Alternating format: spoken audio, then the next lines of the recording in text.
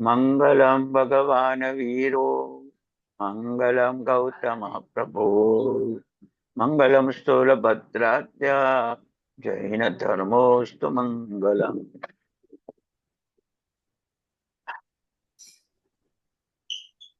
પરમાત્માના શાસનમાં જીવોની જીવત્વ એટલું મૂલ્યવાન બતાવ્યું છે કે એના એક ક્ષણની પણ કિંમત કેટલી છે પુણ્યશાળી. કદાચ તમે સાંભળ્યું છે પુણ્યા શ્રાવકના એક સામાયિકથી શ્રેણિક મહારાજાની 84,000 વર્ષની નરક દૂર થતી હતી. જો એક સામાયિકનું ફળ આપ્યું હોત 84,000 વર્ષ નરકના દૂર થઈ જાય. ગણિત ગણ્યું છે, એક સેકન્ડના 29 વર્ષ અને 2 માસ. એક સેકન્ડમાં, સામાયિકની એક સેકન્ડમાં 29 વર્ષ અને 2 માસની નરક દૂર થાય છે. શ્રેણિક મહારાજા જયારે સામાયિક લેવા ગયા ત્યારે આપણને આજે જ્ઞાન યોગ, જ્ઞાન દ્રષ્ટિ, જ્ઞાનાચાર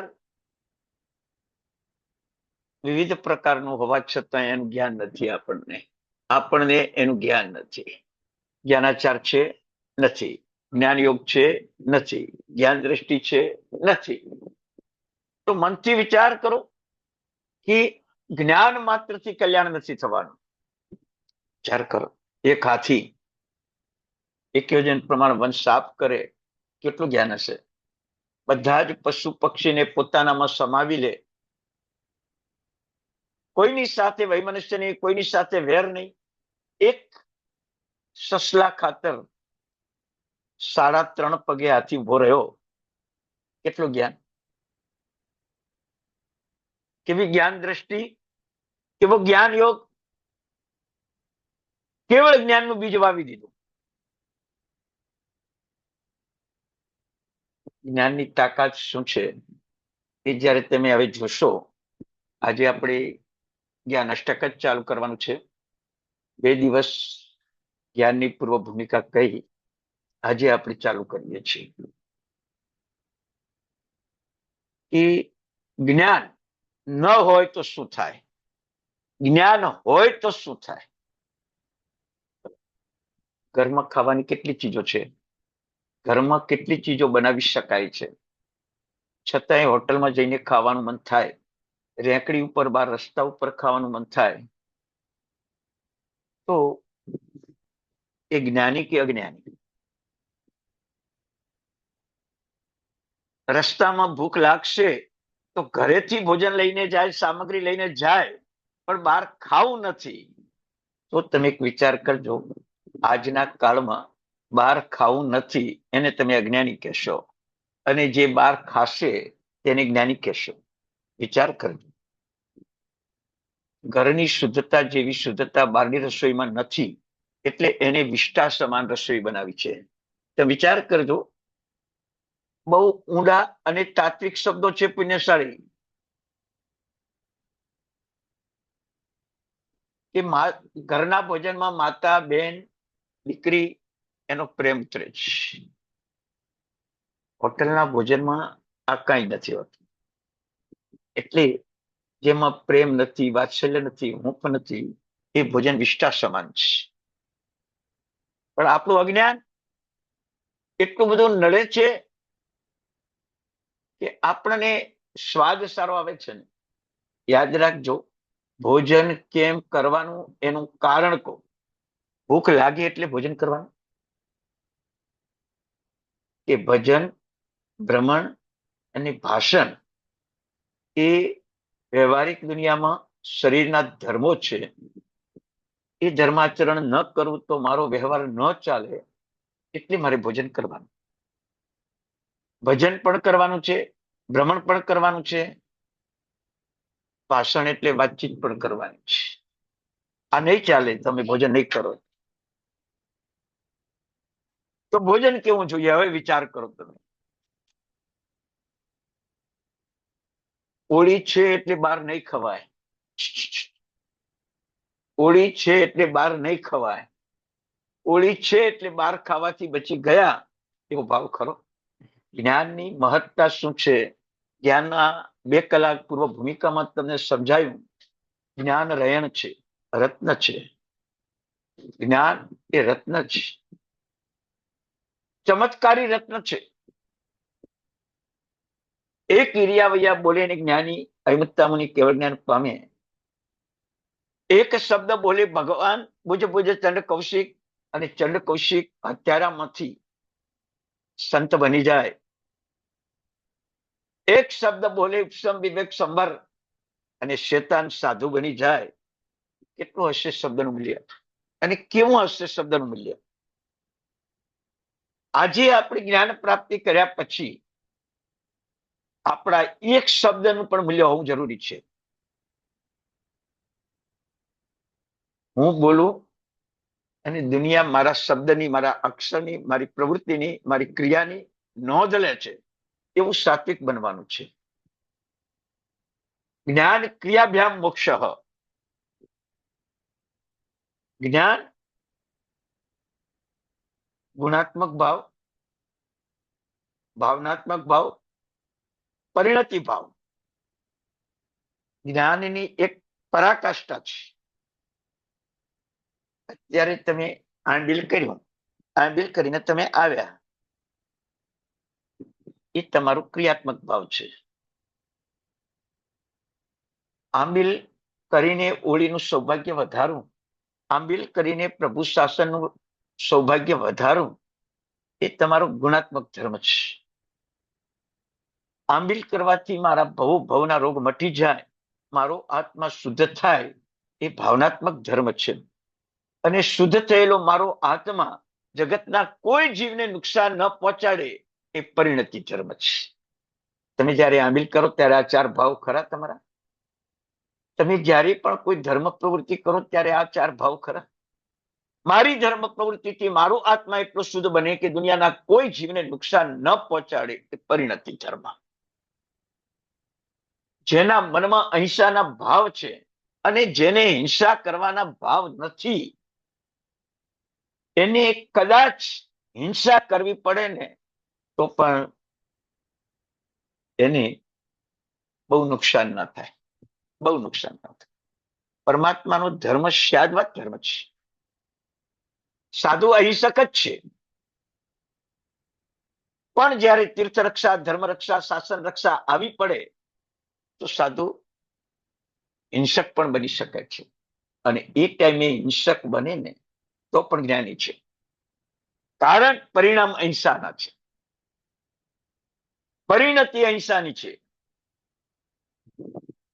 આજે આપણે ભોજનાદિ કરીએ જ છીએ.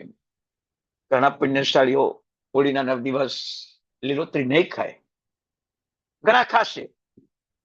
ખાય છે પાપી છે, અને નથી ખાતો એ ધર્મી છે, એ વ્યવહાર નહીં છે. ખાવા છતાંય એને દુઃખ છે, અને નથી ખાવા છતાંય લાલચ છે, એ માણસ ધર્મી હોવા છતાંય પાપી છે. પ્રભુના શાદ્વત ધર્મને બહુ સમજવા જેવો છે. હિંસાનું કારણ આવી બને અને સાધુ કદાચ જુઠ્ઠું બોલે ને તો એ સત્ય છે. વિચાર કરો, આ જ્ઞાનની એક પરિણતિ, એને ઊંડાણથી થોડું જણાવું છું તમને. સાધુ થયા એટલે હિંસા કરાય જ નહીં એવું નહીં. તીર્થ રક્ષા, ધર્મ રક્ષા, આત્મરક્ષા, શીલ રક્ષા આવી પડે, હિંસા પણ કરવી પડે. વિષ્ણુકુમાર મુનિએ નમુચી ઉપર પગ મૂકીને કચડી જ નાખ્યો, 7મી નરકે ગયો. પરમાત્મા મહાવીરને લુહાર મારવા દોડ્યો, ઇન્દ્ર મહારાજા એને પૂરો કરી દીધો, મારી નાખ્યો. સમકીતી છે. તો વિચાર કરો, શીલ ધર્મની રક્ષા માટે કોઈ દીકરી ખૂન કરી નાખે ને તો એ અહિંસક છે. આ વાત તમને અત્યારે એટલા માટે કરવામાં આવે છે કે જ્ઞાની માણસો શાદ્વાદને ઓળખતા નથી, એટલે જીદ પકડી બેસે, અને જીદ પકડી બેસે ત્યારે એ એમ બોલે કે હું જ સાચો. અમારો પક્ષ જ સાચો, અમારો પંથ જ સાચો, અમે જ સાચા. જ્ઞાનીને આવું હોય જ નહીં, હોય જ નહીં. કદાચ એક ગ્લાસ પાણીમાં 50 ગ્રામ સાકર નાખે તો એ સાકરનું પાણી કહેવાશે. 100 ગ્રામ સાકર નાખશે તો સાકરનું પાણી કહેવાશે. 20 ગ્રામ સાકર નાખશે તો સાકરનું પાણી કહેવાશે. પણ આ સાકરનું પાણી નથી એવું તો કહી જ નહીં શકાય. એમ દુનિયાના દરેક ધર્મોમાં કંઈક અંશે સત્ય છે. તો આ ખોટો ધર્મ છે એવું આપણાથી ન જ બોલાય. અજ્ઞાની 45 આગમ લો, ભૂતકાળમાં 84 આગમ હતા. મહાપુરુષોના પ્રણીત ગ્રંથો લો, ખુદ દ્વાસ દશાંગી લો, કોઈ જીવને મિથ્યાત્વી નથી બતાવ્યો. પણ આવું આચરણ કરે એને મિથ્યાત્વ લાગે. શું કહ્યું? આવું આચરણ કરે એને મિથ્યાત્વ લાગે. પણ આ મિથ્યાત્વી છે એમ ન કહેવાય. વિચાર કરો તમે, જ્ઞાની પુરુષોની કેટલી ક્ષમતા હોય, કેવી ક્ષમતા હોય. મિથ્યાત્વીઓ હુમલો કરે, ચામડી ચીરી નાખે, માથામાં અગ્નિની પાળ બાંધે, અને છતાંય પણ એના પ્રત્યે દ્વેષ ના આવે, એનું સારું કરવાનો પ્રયત્ન કરે. એનું નામ જ્ઞાની. એનું નામ જ્ઞાની. પુણ્યશાળી આવા જ્ઞાનીને શાસ્ત્રમાં ચક્રવર્તી કયો, વાસુદેવ કયો, ગજ હસ્તી કયો, વૃષભ કયો, મેરુ પર્વત કયો. કેટલી બધી જ્ઞાનીને ઉપમા બની છે. પુણ્યશાળી તો જ્ઞાનનું મહત્વ કેવું હશે? એ જ્ઞાની ચક્રવર્તી કરતા પણ અધિક શક્તિશાળી કેમ કહેવાય છે? એ જ્ઞાનીની અને ચક્રવર્તીને કેવી સમાનતા છે, પણ એ સમાનતામાં કેવી વિશિષ્ટતા છે. તો જુઓ, ચક્રવર્તી 6 ખંડને જીતે, જ્ઞાની 14 રાજલોકને જીતી જાય. ચક્રવર્તી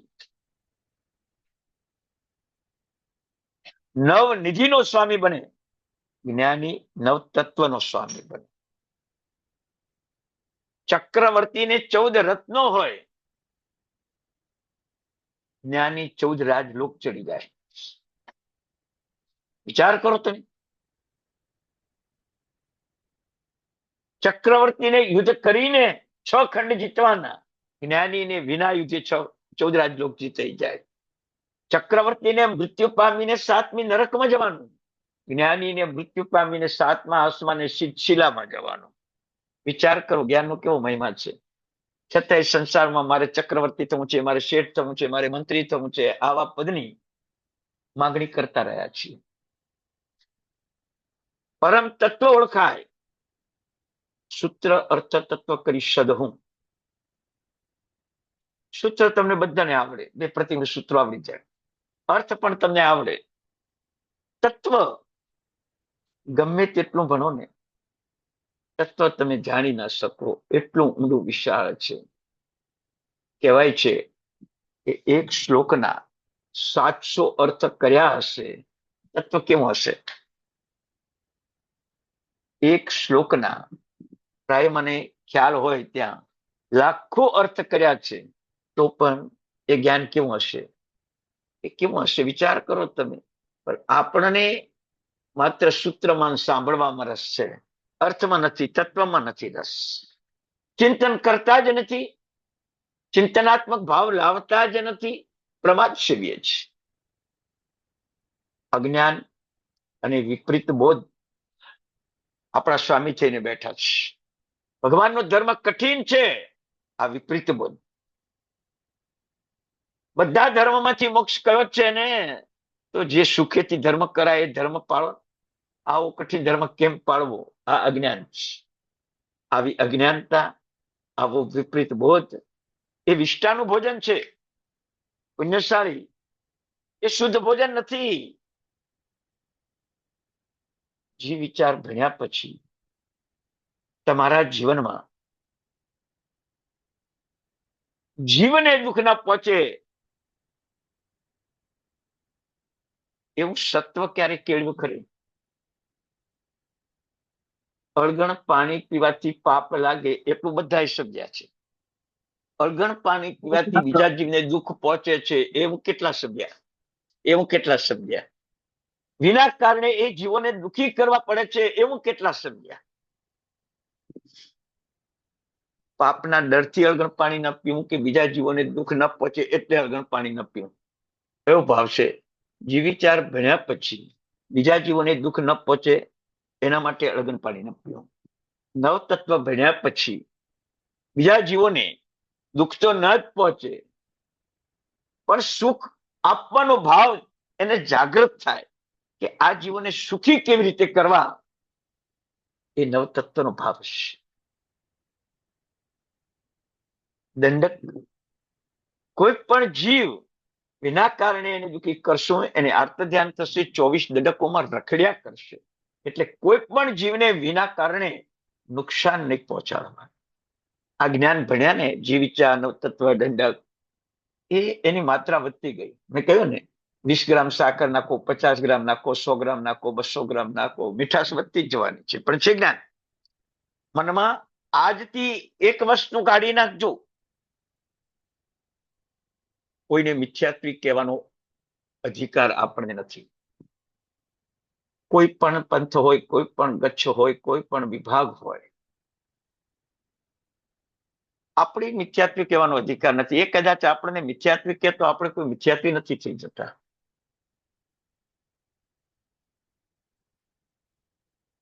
દ્વેષમય જ્ઞાન એ વિષ્ટાનું ભોજન છે. કોઈના ઉપર દ્વેષ આવે ને આપણે કીધા આ તો મિથ્યાત્વી છે, આ તો અજૈન છે, આ તો મુસલમાન છે.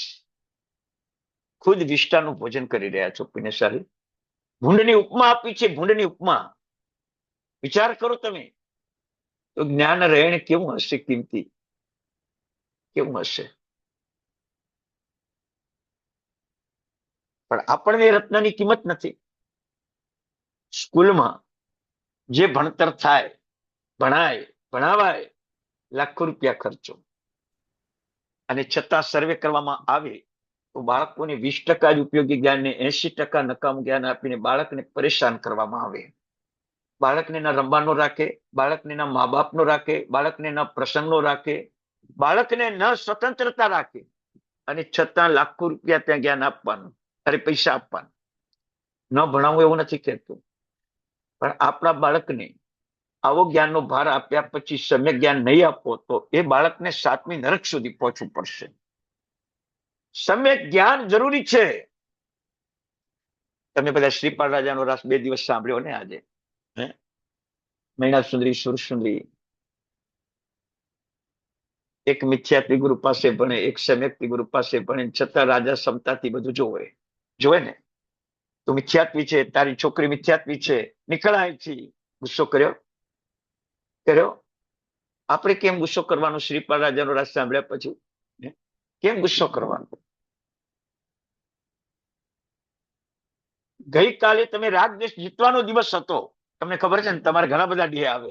ફાધર ડે આવે, મધર ડે આવે, બ્રધર ડે આવે, ફ્રેન્ડશીપ આવે, ફ્રેન્ડ ડે આવે, બરાબર છે? એમ નવપદ એટલે 9 ડે છે. પહેલો દિવસ રાગ દેશ જીતવાનો દિવસ છે. બીજો દિવસ 8 કર્મને બંધન ન થાય અને થયેલા બંધનના કર્મો ક્ષય થઈ જાય એના માટે શાંતિ, સંતોષ અને સમ, સંસ્કૃતિ, સંસ્કાર અને સત્વ, આ 6 કારણો તમારા મજબૂત બને એટલે શિક્ષિલામાં જવાનો તમારો માર્ગ ખુલ્લો થઈ જાય. શિક્ષિલામાં જવાનો માર્ગ ખુલ્લો થઈ જાય. પુણ્યશાળી, નમો સિદ્ધાણમ બોલવા માત્રથી કોઈ મોક્ષે નથી જઈ શકતો. નમો સિદ્ધાણમનું મૂળ તત્વ જે શાંતિ, સંતોષ, સત્વ, સમ, આ ગુણવત્તા હશે ને તો મોક્ષનું બીજ વવાશે. પુણ્યશાળી, બાકી મોક્ષનું બીજ વવાશે નહીં. તમે વિચાર કરજો.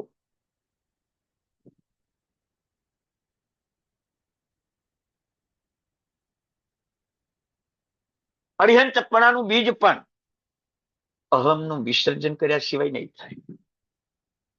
પ્રથમ 5 દિવસની વાર્તા કરી છે. અરિહંતપણું પહેલા દિવસ રાગદ્વેષ જીતવાનો દિવસ, અહમનો નાશ કરવાનો દિવસ. સિદ્ધપણું 8 કર્મનો ક્ષય કરવાનો દિવસ અને સિદ્ધત્વની સિદ્ધિ કરવાનો દિવસ. વિચાર કરજો. નમો આયર્યાણમ, દુરાચાર, ભ્રષ્ટાચાર, અનાચાર દૂર કરવાનો દિવસ અને શુદ્ધ આચારમાં વર્તવાનો દિવસ.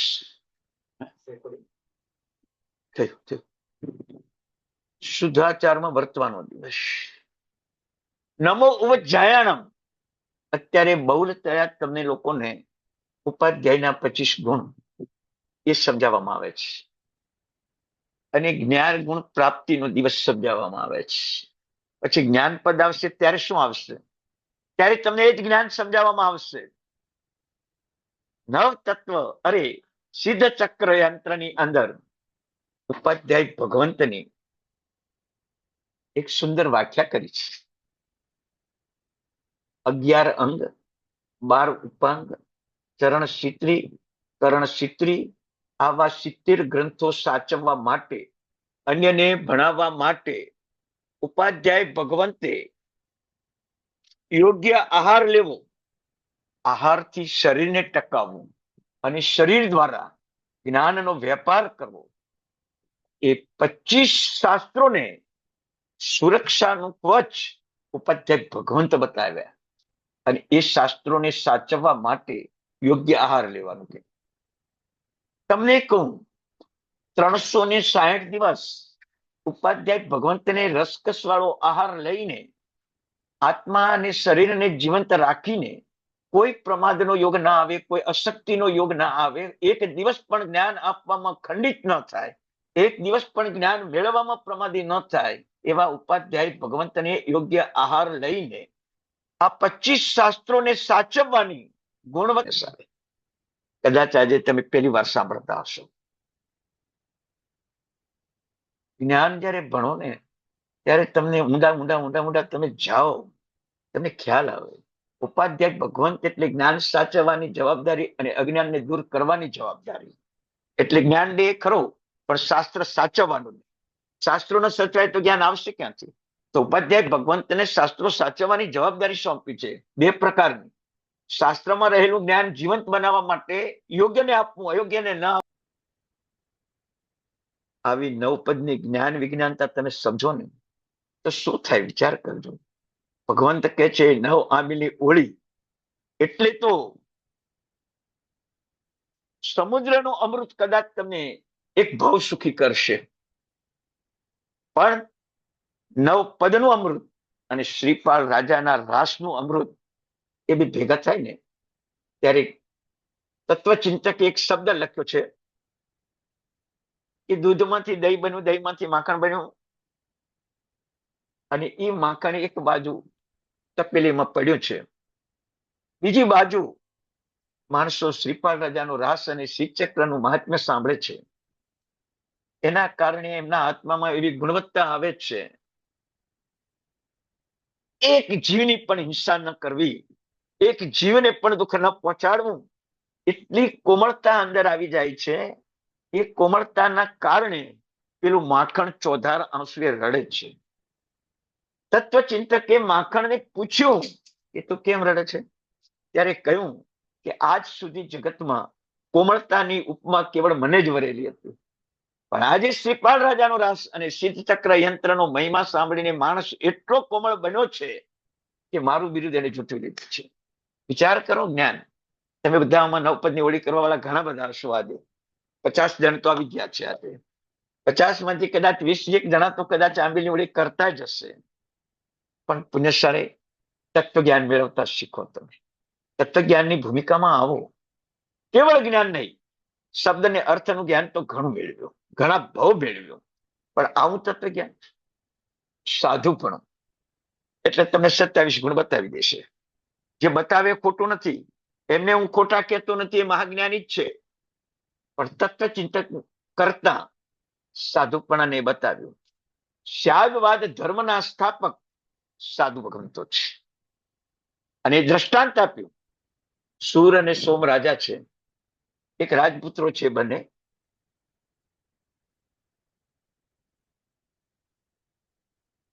સુર રાજાએ દીક્ષા લીધી છે, મિચ્છામી દુક્કડમ સોમે દીક્ષા લીધી છે, સુર રાજ્ય ચલાવે છે. ઘણા વખત પછી મુનિવર પોતાના નગરમાં આવે છે, પણ એ ટાઈમે ઉપાશ્રય ન હતા, જંગલમાં ઉતરતા હતા સાધુઓ. વિચાર કરો. અને જંગલમાં જ્યાં ઉતર્યા હતા ત્યાં નગર અને જંગલ વચ્ચે એક નદી હતી.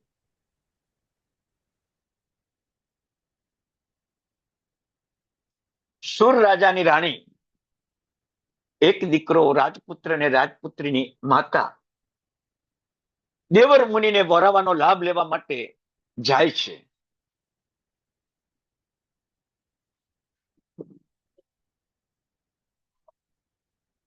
પણ રસ્તામાં નદી આવી.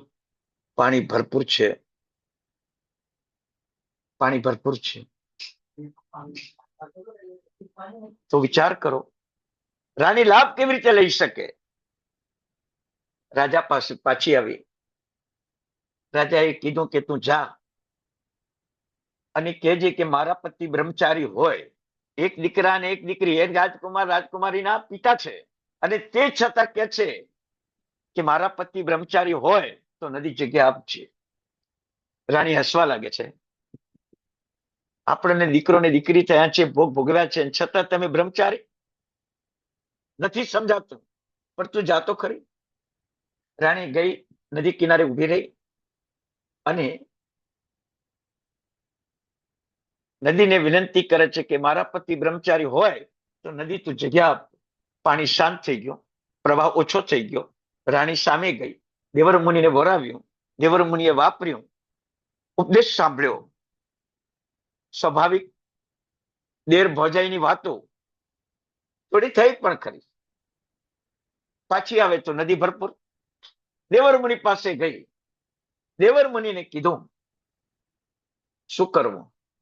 તો કે તું નદી પાસે જઈને એટલું કે આજે મારા દેવર મુનિ ઉપવાસી હોય તો તું જગ્યા આપ.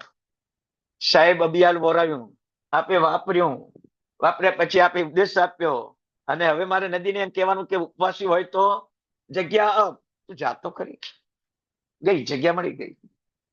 આશ્ચર્ય થાય છે રાણીને, આવું કેમ? પેલા ભોગવે છે છતાંય બ્રહ્મચારી, અને આ વાપરી છતાં ઉપવાસી. સમજાતું નથી. ત્યારે રાજા સમજાવે છે સ્યાદવાદ ધર્મ. અપેક્ષાએ આ પણ હોય અને અપેક્ષાએ આ પણ હોય. ખાનારો ઉપવાસી પણ હોય અને ઉપવાસી ખાનારો પણ હોય. ન ભોગ ભોગવનારો, ન ભોગ ભોગવનારો બ્રહ્મચારી હોય તમે કહો છો.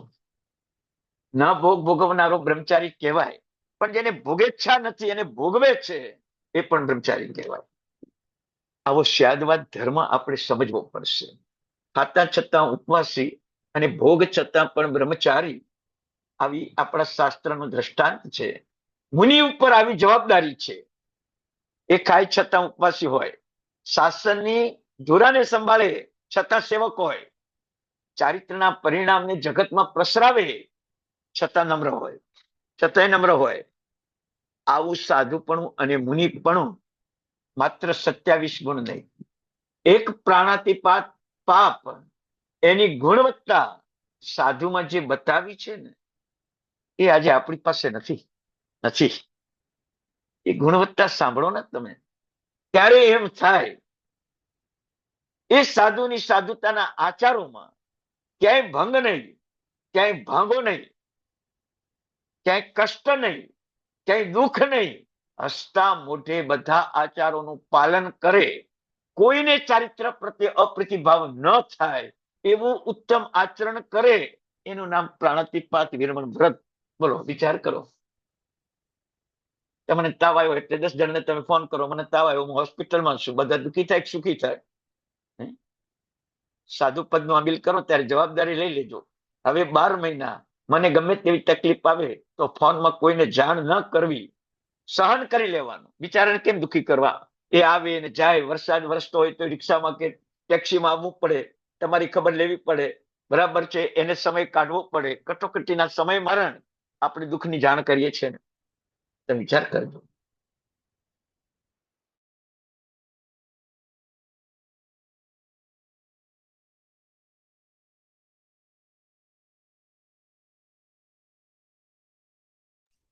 સર અવાજ નથી આવતો.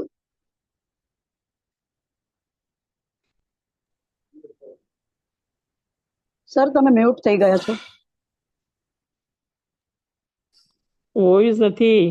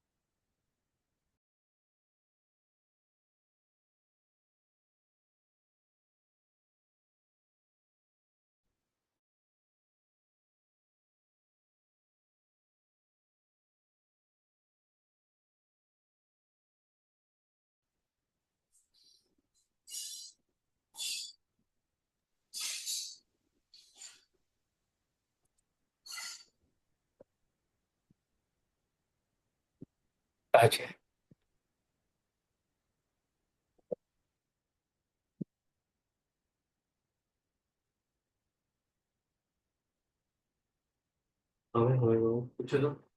Hello hello.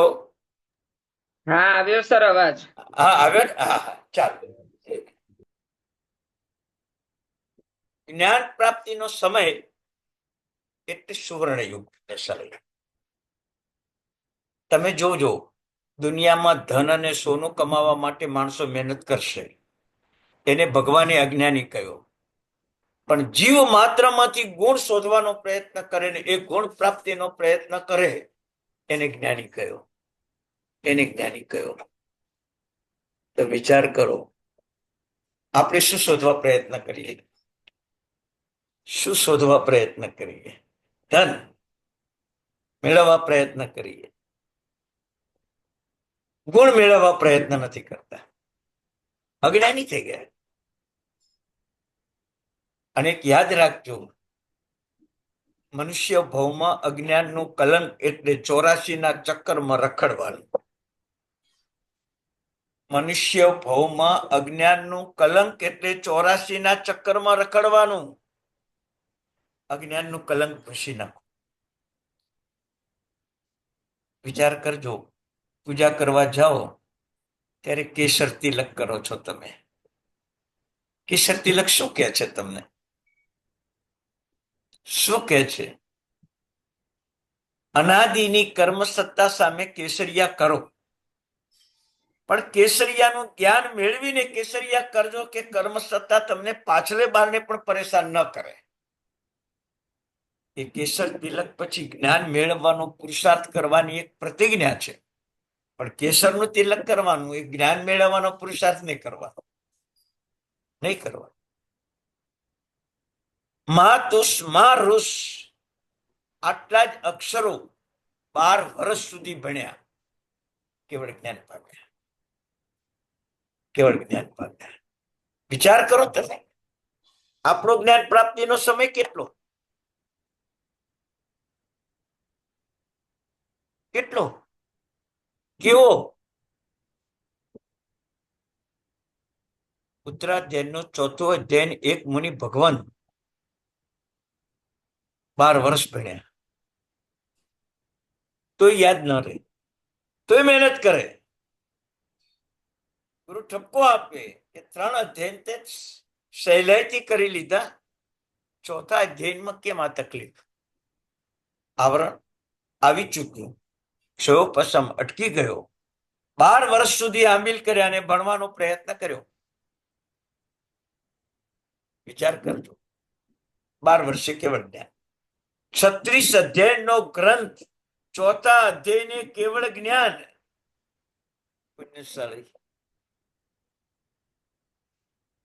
જ્ઞાન પ્રાપ્તિના કેટલા મોટા લાભો છે. છતાંય જ્ઞાન પ્રાપ્તિનો આદર, સત્કાર, બહુમાન આ બધું ચૂકી જાય છે.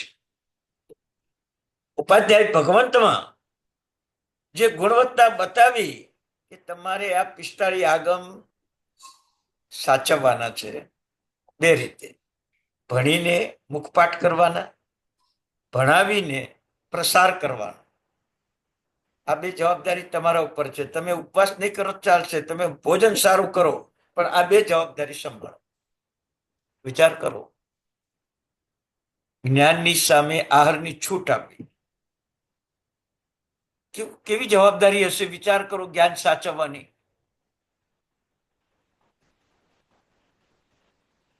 એક વાર પણ જ્ઞાનીને ગુસ્સો ન આવે, કારણ કે બુભુક્ષિતઃ કિમ ન કરોતિ પાપમ, ભૂખ્યો માણસ કયું પાપ નથી કરતો. એટલે ઉપાધ્યાય ઉપર જે ગુણવત્તાઓ સાચવી બતાવી, એ જો નવપદમાં તમે આવી તાત્વિક સમજ લો ને, તો પુણ્યશાળી એક જ હોળી અને એક જ શ્રીપાલ રાજાનો રાસ આપણો આત્મસાત થઈ જાય પછી તો તમારા 12 મહિના આ જ ચાલે. તમને કહું, પણ જીવનમાં આવો જ્ઞાન રસ નથી. ખાતા છતાં ઉપવાસી, ભોગવવા છતાં બ્રહ્મચારી. કેટલો આત્મભાવ હશે? કેવો આત્મભાવ હશે? કેવા આત્મગુણની રમણતા હશે? ખુલ્લે આમ વાપર્યું છે અને છતાંય ઉપવાસી, ખુલ્લે આમ ભોગ ભોગવ્યા છે અને છતાંય બ્રહ્મચારી. કેવો હશે જ્ઞાન રસાયણ? વિચાર કરો. કેવું હશે જ્ઞાન ઔષધ, કે આત્માને પવિત્ર જ રાખે. શરીરથી પાપ પણ થઈ જાય તો પવિત્ર રાખે. એક સાધુ મહાત્મા હતા, 4 રસ્તા પાસે ઉભા હતા. એક ગાય દોડતી આવી અને પૂર્વ દિશામાં ચાલી ગઈ. પાછળ શિકારીઓ આવ્યા. મુનિ મહાત્માને પૂછ્યું કે ગાય ક્યાં ગઈ? બોલતા જ નથી.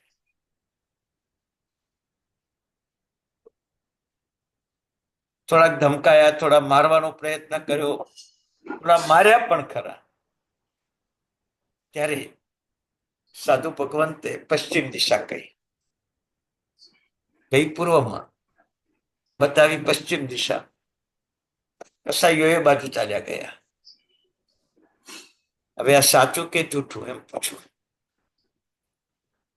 સાધવા ધર્મ, સાધુ જૂઠું બોલવાનું નિષેધ કર્યો, પ્રતિજ્ઞા લીધી અને છતાંય જૂઠું બોલ્યા. આ જૂઠે જૂઠ નથી.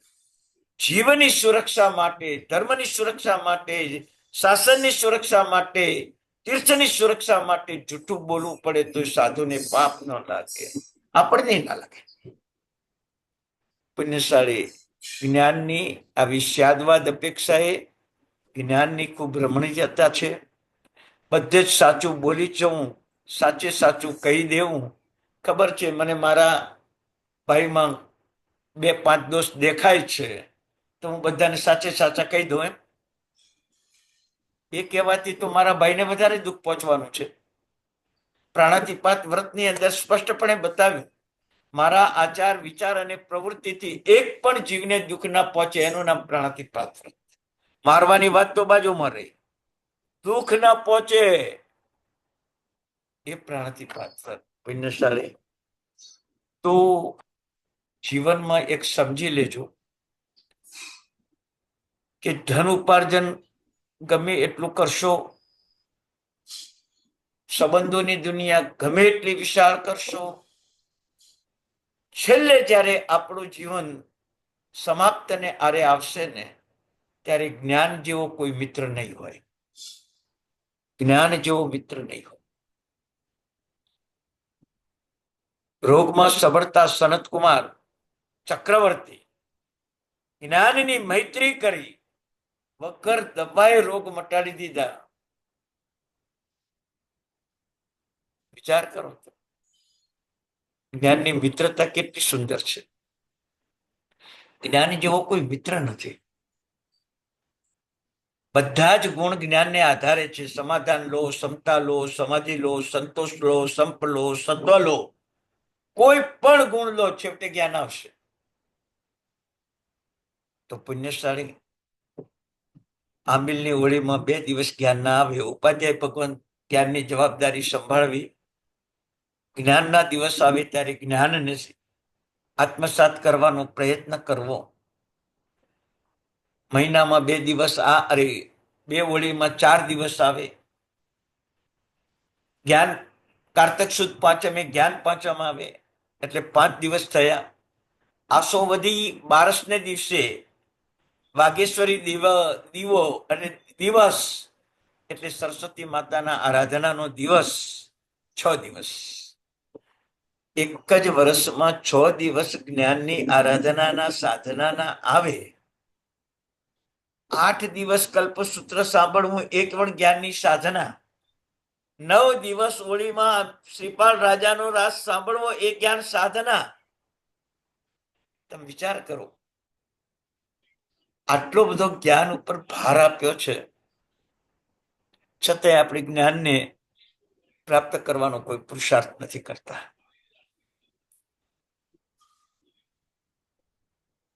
વૈદિક શાસ્ત્રમાં લખ્યું છે 100 કામ છોડીને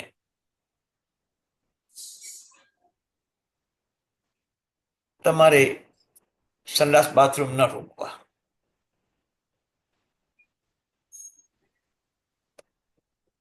ભગવાન કહે છે કે હજારો લાખો કામ છોડીને ભણવાનું બંધ ના રાખ. જ્ઞાની એનું કર્મ એવું ક્ષય પામે, એનું પુણ્ય એવું વધે કે વેપારી પોતાના જીવનમાં 50-60 વર્ષમાં જેટલું ન કમાય એટલું જ્ઞાની એક ક્ષણમાં કમાય. એના ધંધા જેવા ચાલે. તમે અત્યારે જો કેટલા માણસો 2 કલાક માત્ર ઓફિસે જાય છે અને કમાય છે. તો આવું જ્ઞાન રત્ન પુણ્યશાળી પ્રાપ્ત કરવાનો ખૂબ પુરુષાર્થ કરજો.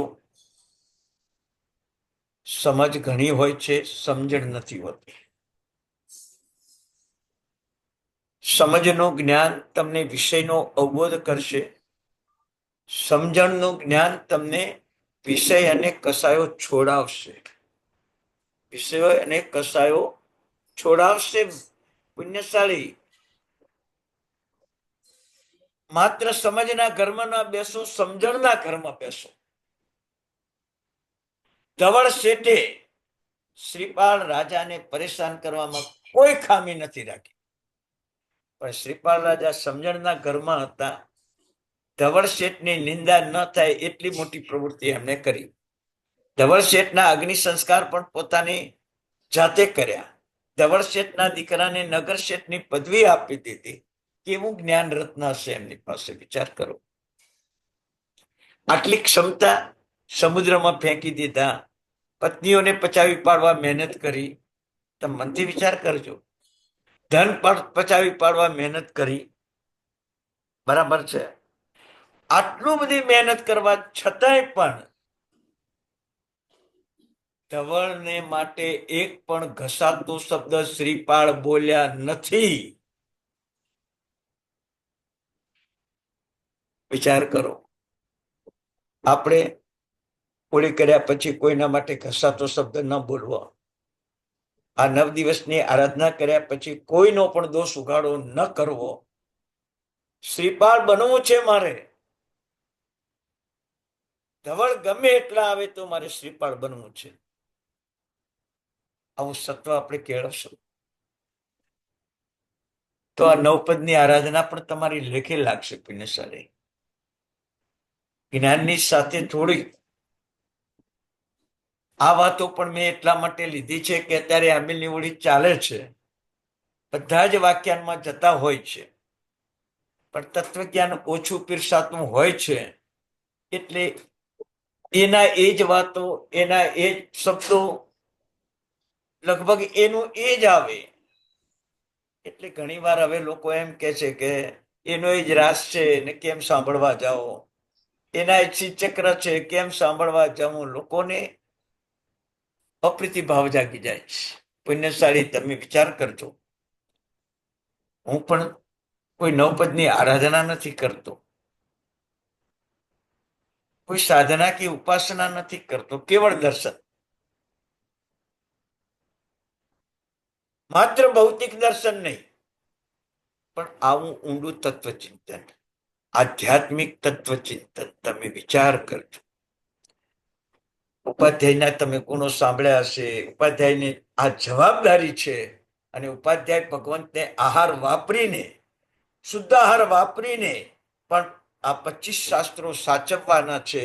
એવું કદાચ અત્યંત પહેલી વાર સાંભળ્યું હશે મારા માનવા પ્રમાણે. કોઈ જ્ઞાની ભગવંતે કદાચ કીધું પણ હોય. મારી પાસે એક બુક આવેલી છે, જે બુકને વાંચતા વાંચતા વર્ષો નીકળી ગયા.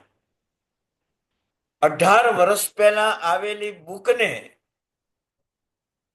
હજી 20 પાના હું ઉકેલી નથી શક્યો.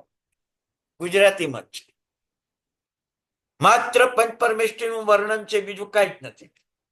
અરિહંત સિદ્ધાચાર્ય ઉપાધ્યાય સાધુનું વર્ણન છે, બીજું કાંઈ જ નથી. પણ વર્ણનમાં તાત્વિકતા મૂકી છે. હજી તો તમને કહું, ઉપાધ્યાય ભગવંતમાં સૂર્યસ્વર, ચંદ્રસ્વર, સુષુમ્ના નાડી,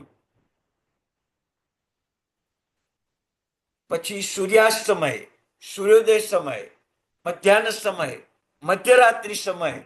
કાળ કયો ખબર ને તમને? એ ટાઈમે ન ભણાય, તમને આ સમજણ છે જ. પણ કાળ કેમ કયો? કાળ કેમ કયો?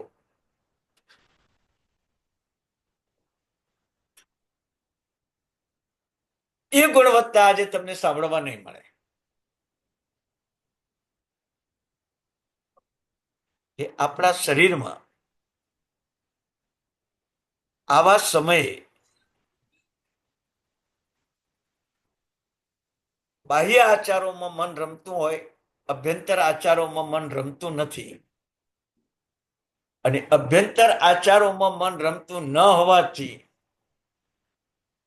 બાહ્ય આચારોમાં રમતું હોવાથી જ્ઞાનની આશા જ નથી જાય. આ મૂળ કારણ તમને બતાવું. એક મહેમાન આવ્યો, તમે અંતરથી તમે એની પાસે વાતો કરો ને એક મહેમાન આવ્યો ઉપર છેલ્લી વાતો કરો, ખબર પડે કે ના પડે ભાઈ? પડે ને. એમ આ કાળ, એ ટાઈમે આપણા શરીરમાં એક પરિવર્તન આવે છે, આપણા સ્વરોમાં એક પરિવર્તન આવે છે. ચંદ્ર સ્વર, સૂર્ય સ્વર, સુષુમ્ના નાડી, આ બધું જ્ઞાન વિજ્ઞાન છે. અને એના કારણે કાળના સમયે આપણે ભણવાનું નથી હોતું. લોકથી વ્યવહારમાંથી આપણે કહીએ કે સંધ્યા સમયે દેવતાઓ આવે, વિચાર દ્રષ્ટિ દેવતાઓ આવે અને એ સાંભળે અને તો આપણા ઉપર ઉપદ્રવ કરે. આવું લોક વ્યવહારથી તમને સ્વાધ્યાયનો નિષેધ કર્યો છે. અભ્યંતર વ્યવહાર તો આ છે કે આત્મા, આપણા આત્માની અંદર અમુક પ્રકારની સ્વરોની સિદ્ધિઓ થાય, અમુક પ્રકારે સ્વરોની વિજ્ઞાનતા આપણી પાસે નથી હોતી, ત્યારે જ્ઞાનની આશા થાય. એટલે એને કાળસ્વામી. તમે વિચાર કરો કેટલું ભણવાનું છે, કેટલું ઊંડું ભણવાનું છે.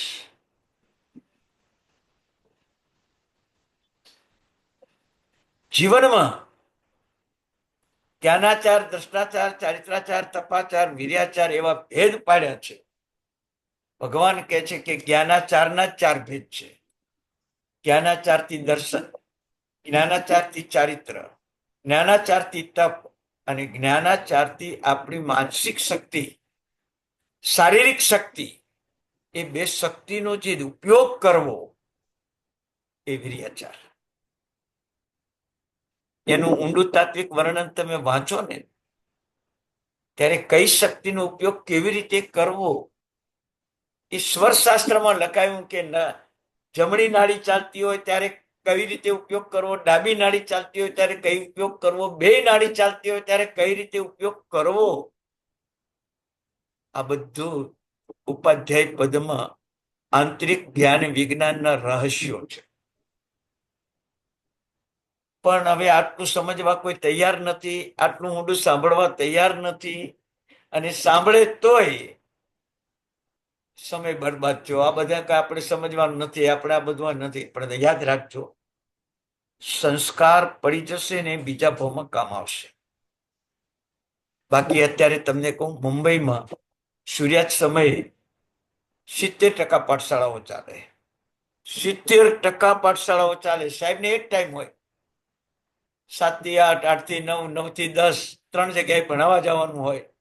એટલે 7 થી 8, 8 થી 9, 9 થી 10, 7:15 સૂર્યાસ્ત થતો હોય, 7:30 સૂર્યાસ્ત થતો હોય તો પાઠશાળા ચાલુ જ હોય. કારણ કે 7 થી 8 પાઠશાળા ભણાવવાની છે. ખુદ જ્ઞાની ભગવંતો, ટીચરો ઉપયોગ નથી રાખતા પુણ્યશાળી, અને ઉપયોગ રાખે તો એમને ટ્યુશન છૂટી જાય, પાઠશાળા બંધ થઈ જાય, મોટા દોષો દેખાય દુનિયાને.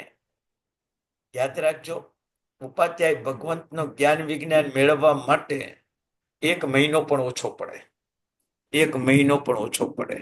આ તો આપણે 1 કલાકમાં જ બધી વાતો પતાવી દઈએ છીએ. 1 મહિનો પણ ઓછો પડે. એટલે તમને એટલા માટે આ સમજાવું છું કે તમે ભણેલા જ્ઞાનની જવાબદારી તમારી છે.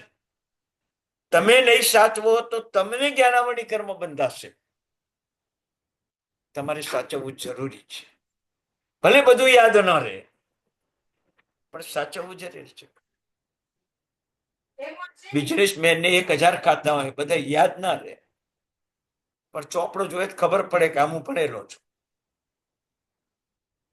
બોલો. તો પુણ્યશાળી, આવો જ્ઞાનનો એક વિષય, અને એ જ્ઞાનના વિષયમાં આપણે આજે પ્રવૃત્ત થયા. પહેલી ગાથા આવી ગઈ છે કે અજ્ઞાનતા એ વિષ્ટાના ભોજન છે, પણ જ્ઞાનતા એ રાજહંસ સાચા મોતી જ ચરે, બીજો કોઈ ભોજન કરે નહીં. એમ આપણે રાજહંસ બનવાનું છે. આવા સાચા મોતી જ આપણે વાપરવાના છે. આપણે સત્વ કેળવવાનું છે. તો 9 પદ શ્રીપાળ મહારાજા જ્ઞાનસાર, જ્ઞાન અષ્ટક, આ બધાનું આજે મિલન કરીને તમને સમજાયું છે પુણ્યશાળી. પ્રમાદવશ આ વસ્તુને જવા ન દેતા પુણ્યશાળી. ચાલ. મંગલમ ભગવાન વીરો, મંગલમ ગૌતમ પ્રભો, મંગલમ સ્થુલભદ્રાધ્યાય જય ધર્મોસ્તુ મંગલમ. ભગવાનની આજ્ઞા વિરુદ્ધ કઈ કહેવાયું હોય તો મિચ્છામી દુક્કડમ. સૌ શાતામાં રહેજો. સૌને પ્રણામ પુણ્યશાળી. પ્રણામ સર. પ્રણામ સર. ખૂબ ખૂબ પ્રણામ. પ્રણામ સર. વાર્તામાં રહેજો. બધે સાથે રહેજો. પ્રણામ સર. પ્રણામ સર. હાજી હાજી પ્રણામ સર, સાતામાં રહેજો ભગવાન. હાજી હાજી શૈલેષભાઈ. પ્રણામ ગુજરાત સર.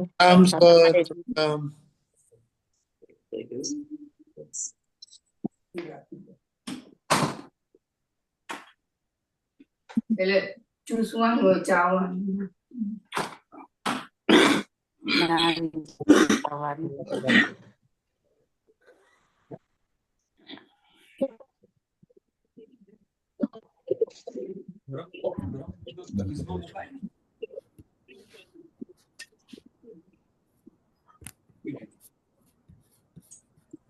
સર હવે 15 તારીખે ચાલુ થશે ને ક્લાસ? હા, 15-16 તારીખે હજી નક્કી નથી, પણ લગભગ એ તારીખ આવશે. જો બહાર જવાનું થયું તો પછી ચાલુ થશે. હજી 3-4 દિવસ બહાર જવાનું છે કદાચ. આ પણ હમણાં બહુ લાંબો પે થઈ ગયો ને. પણ અત્યારે મારે કેવું છે માલાબેન, અત્યારે 8:30 થી 10 અમેરિકામાં શ્રીપાલ રાજાનો રાસ ચાલે છે. હા, મેં આજે સાંભળ્યું. સાંભળ્યો ને તમે? હા, અમેરિકાના 2 રાજ્યોમાં શ્રીપાલ રાજાનો રાસ ચાલે છે. સવારે 8:30 થી 10. એટલે સવારના બધા ક્લાસો બંધ રાખ્યા છે. એટલે બંધ રાખ્યા છે. અચ્છા, એટલે 8:30 થી 10 સવારના ચાલે છે. બરાબર. હાજી. હા સર. સર બુક્સ બીજી બુક્સ ના સર એટલે આપણે બી સંભળાય. 8:30 વાગે અમે બી ચાલુ કરી શકાય? આજનો રેકોર્ડિંગ મોકલો સર. આમાં કેવું છે, એની લિંક જુદી છે. એક અચ્છા, એના કડક નિયમો છે. બરાબર. જરા પણ બિલકુલ અવાજ આવવો ન જોઈએ અને કોઈએ પણ પ્રશ્ન પૂછવાનો નથી. બરાબર. બિલકુલ. આપણે તો અહીં કેટલી વાર કહેવું પડે છે મારે, વિચાર કરો તમે. આ ના. વિવેક નથી ને, એટલે જે રેકોર્ડિંગ થાય છે, હોળીના રાસનું જે રેકોર્ડિંગ થાય છે એ 3 થી 4 હજાર માણસો 3 થી 4 હજાર માણસો રેકોર્ડિંગ સાંભળે છે.